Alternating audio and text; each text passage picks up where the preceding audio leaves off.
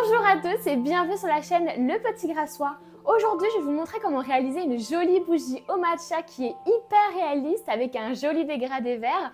Mais avant ça, présentation du matériel. Pour commencer, il vous faudra de la cire de soja coulée. J'ai fait ce choix car son point de fusion est bas et donc parfait pour la technique que je vais vous montrer. Pour la fragrance, j'ai choisi celle qui se rapprochait le plus du thème, la fragrance thé vert. Bien entendu, il vous faudra un contenant et je vous laisse le choix de celui-ci. Pour la couleur, tout dépend du rendu que vous souhaitez. Moi, j'ai choisi personnellement la couleur vert clair, mais vous pouvez très bien prendre la couleur vert foncé. Vous aurez bien entendu aussi besoin d'une mèche qui est adaptée à votre contenant et un autocollant pour mèche pour éviter que la mèche ne bouge. Il vous faudra aussi un pic que vous pourrez trouver en grande surface, un bécher, un décapeur thermique, un coupe-mèche, une balance et pour finir un thermomètre. On débute maintenant le tuto en pesant notre cire. Ici j'ai besoin de 121 grammes que je mets au bain-marie. En attendant, je dispose mon autocollant sur ma mèche que je viens mettre au centre de ma tasse. Cela évitera que ma mèche ne bouge lorsque je coulerai ma cire ou lorsque ma bougie brûlera. Une fois que ma cire est bien fondue, je mesure sa température puis je viens ajouter 13 grammes de fragrance en mélangeant bien. Je la coule ensuite délicatement dans mon contenant pour éviter des quelconques bulles. C'est ensuite le moment d'ajouter votre centreur de mèche ou de la bloquer entre deux baguettes. En attendant que ma cire blanche ne fige, je mets ma deuxième préparation de cire qui représentera notre thé matcha au bain-marie.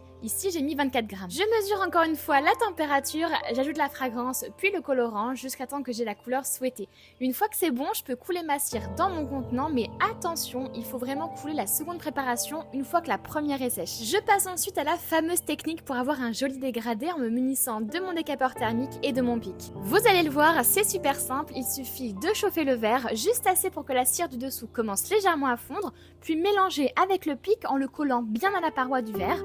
Attention à ne pas laisser le décapeur trop longtemps près du verre car si toute la cire fond, il n'y aura aucun dégradé. Je viens donc toujours m'assurer avec mon pic que la cire se mélange bien ou non pour savoir quand utiliser le décapeur. Bien entendu, vous faites ça sur tout le contour du verre et c'est vraiment à vous de former, si je puis dire, les effets en faisant des ronds toujours collés au contenant. J'ai voulu rajouter une petite couche de lait sur le dessus et donc j'ai mis 35 grammes de cire au bain-marie en plus. Bien sûr, je ne vous le montre pas mais je réitère tout le processus, mais contrairement aux autres fois, je viens attendre que ma cire refroidisse pour la touiller avec un fouet et ensuite la couler. C'est tout simplement pour avoir un effet moins droit sur le dessus de la bougie et avoir un effet donc plus naturel. Je coupe ensuite ma mèche et ajoute tout simplement sur le dessus du colorant vert foncé que j'ai écrasé pour en faire une petite poudre qui ressemble au matcha. Et voici le résultat, un joli latte au matcha. Bien sûr, vous pouvez utiliser cette technique pour réaliser des bougies au café ou à n'importe quel autre senteur qui vous fera plaisir. En tout cas, j'espère que cette vidéo vous aura aidé pour la réalisation de vos bougies boissons. Si c'est le cas, je vous laisse aimer la vidéo, vous abonner et surtout commenter pour nous faire un petit retour.